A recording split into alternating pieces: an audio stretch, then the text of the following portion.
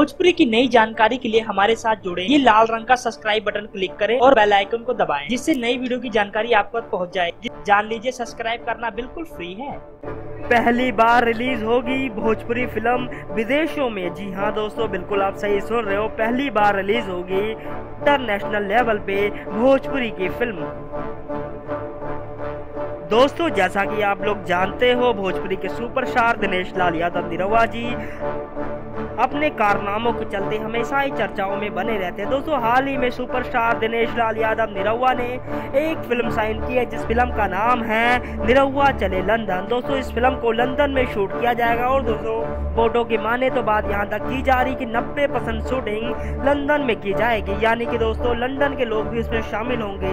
तो जाहिर सी बात है दोस्तों, फिल्म को लंदन में बनाया जाएगा तो लंदन में रिलीज भी किया जाएगा। और दोस्तों, इसको देखते हुए पहली बार हमारी भोजपुरी इंडस्ट्री की पहली फिल्म इंटरनेशनल लेवल पे रिलीज होगी, जो कि लंदन में रिलीज की जाएगी। ऐसी और जानकारी के लिए धन्यवाद।